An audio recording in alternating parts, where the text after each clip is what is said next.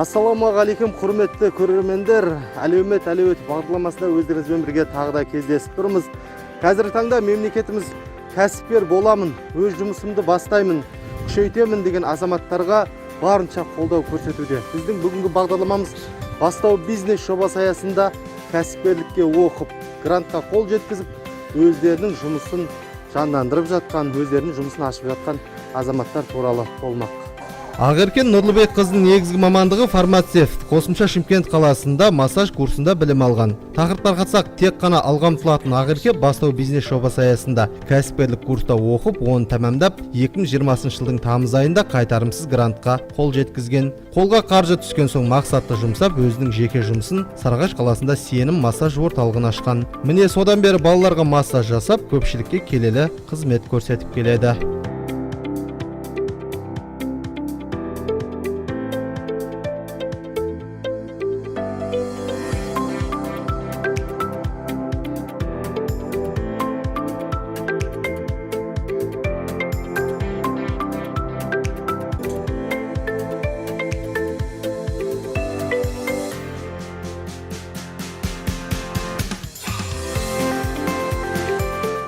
Массаж баппен әрі жеңіл жасалған абзал, әсіресе жас балалар үшін жағымды болуы тиіс.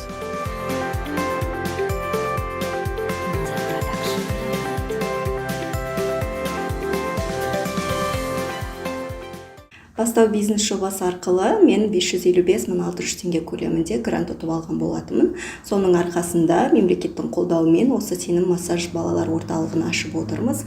Және де мемлекетке үлкен алғысымды білдіремін осындай жастарды қолдап жатқанына. Және соның арқасында көптеген балаларға біз емдік профилактикалық массаждарды жасаймыз. Сонымен қатар ЛФК, яғни жаттығулар, яғни фитбол, артау коврикке жүргізу сияқты көптеген қызмет түрлерін ұсынамыз. Бұл балалардың денсаулығына өте пайдалы. Денсау бала, денсау отбасы, денсау мемлекетті құрайды ғой. Сондықтан осындай мүмкіндік беріп жатқанына бізге мемлекетке үлкен алғысымызды білдіреміз. Және де мен күнделікті 10 шақты балаға қызмет көрсетемін. Арнайы жазылу арқылы балаларды қабылдаймыз. Және осы бизнесті бастағаныма өте қуаныштымын. Және осы массажды оқығаныма да өйткені балаларға көп пайдасын тигізіп жатыр. Өйткені бір жасқа дейінгі балалардың барлығы профилактикалық, денсау бала болса да профилактикалық массажды өте қажет етеді. Балалар денсаулығына өте пайдалы. Қорғаныс организмнің қорғаныс қызметін жақсартады және иммунитетті көтереді деген сияқты. Сондықтан осы балалар массажын арнайы өзім таңдап отырмын. Және де алдағы жоспарлар осы именно детский массажды дамыту. Бізде арнайы емдік шаралар бойынша жамбас дисплазиясы, мойын қисығы деген сияқты, майтабан деген сияқты емдік шараларды жүргіземіз. Және алдағы уақытта именно ДЦП балалармен емдеу барысын кеңейткіміз келеді. Яғни ДЦП сал ауруына шалдыққан балаларды емдеуді көбейткіміз, кеңейткіміз келеді. Сондықтан біз барынша білімімізді арттырамыз және қасыма қосымша ретінде мықты массажистерді жинауға және жұмыспен қамтуға оларды ниет бар алдағы уақытта. Ақеркенің жасаған массаждары менің балама ұнайды, қолы емді. Сондықтан да осы Сенім массаж орталығына жиі келіп тұрамыз дейді Сарыағаш қаласының тұрғыны Динара Бөкенбаевамен сұхбаттасқанымызда. Қазірде Сенім массаж орталығына келушілер көп, көпшілік көрсетілген қызметке ризалығын білдіруде.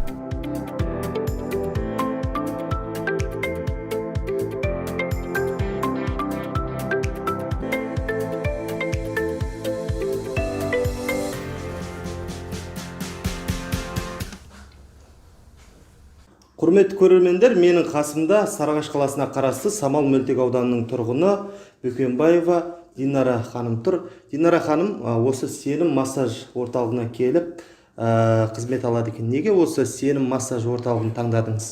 Маған Сенім массаж орталығын мен жарнама арқылы таптым негізі. Маған ұнайды өзіме. Келдім, хабарластым, Ақеркеге уақытымыз тураладық, белгілеп келіп массаж алдым. Ұнады өзім балама. Бұл уже 6-шы күн болып жатыр массаж алғанымызға. Жақсы, ұнайды, келіңіздер, сіздер де көріңіздер. Осылайша өзінің қызыққан кәсібін жолға қойған жас кәсіпкер Ақерке алдағы уақытта осы жұмысымды кеңейтсем, қосымша мамандар алып біршама азаматшаны жұмыспен қамтысам деген ойда.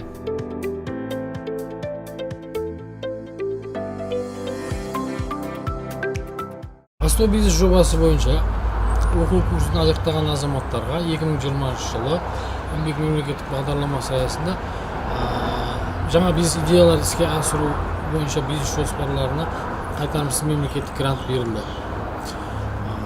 Мемлекеттік гранттың суммасы 200 айлық есептік көрсеткіш мөлшерінде. Биылғы гранттың суммасы 583.400 теңге көлемінде берілуде. Бастау бизнес жобасы бойынша оқу курсын аяқтаған 112 азаматқа 2020 жылы мемлекеттік грант берілді. Бастау бизнес жобасы аясында оқып, қайтарымсыз грант алып, өзінің кәсібін жолға қойған тағы бір азаматты айтсақ, Мақсұт Тұрдиев. Мақсұт Әшірұлы бал шаруашылығын дамытуда.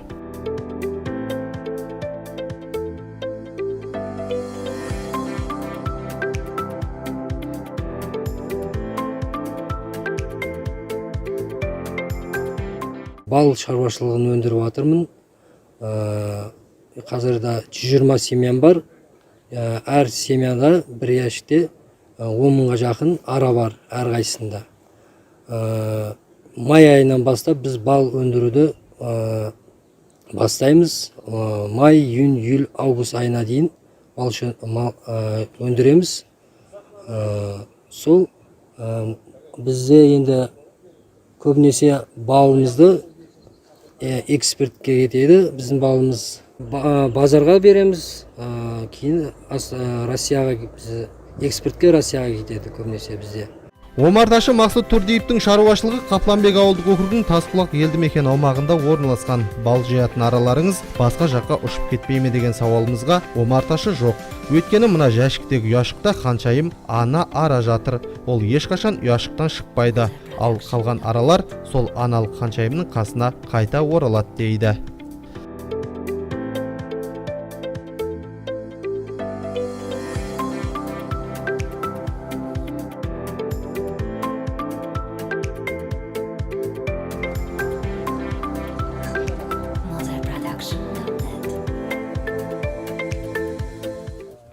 Құрметті көрермендер, өздеріңіз көріп тұрғандай мына бір жәшіктерде бір жәшіктің өзінде 10 мыңға жуық ара бар екен. Омарташы Мақсұт Тұрдиевтің айтуынша бір жәшіктен күндігіне 8-10 келіге дейін бал алуға болады екен. Араның тұтынған азығына қарай балдың түсі де өзгере береді екен. Бастысы балдың адам денсаулығына пайдалы екендігін айрықша айта кеткен жөн. Ұшады, келеді, қайтадан өз жайларына келеді. 5-6 километрге дейін ұшып барып, балды алып келеді өздеріне.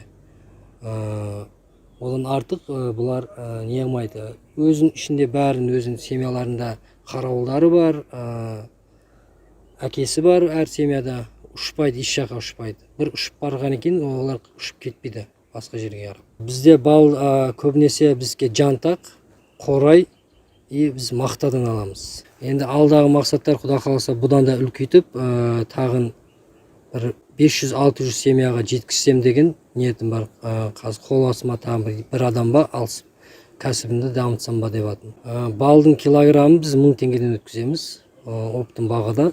Гранты жақсы көмек болды, маған кәсібімді одан да үлкейттім. Қазір прицеп алдым өзіме, сөйтіп енді Құда қаласа үлкен алғысын білдірем.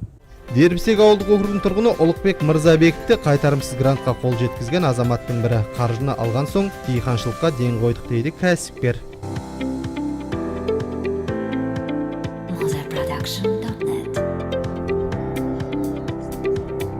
Қайтарымсыз грант бізге өте жақсы көмек болды. Міне соның арқасында диқаншылықты жүйелі жолға қойып, жер анадан өнім алып, отбасының да тұрмыс тіршілігі түзеле түскендігін айтуда Ұлықбек Мырзабеков.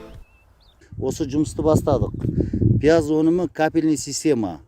Біз қазір 30-35 сотық еккен, бұның өнімі 15 тоннадан жоғары аламыз. 15-20 тонна или одан да көп. Бәр жағымыз капельный система. Бұл капельный система дегені өте ыңғайлы.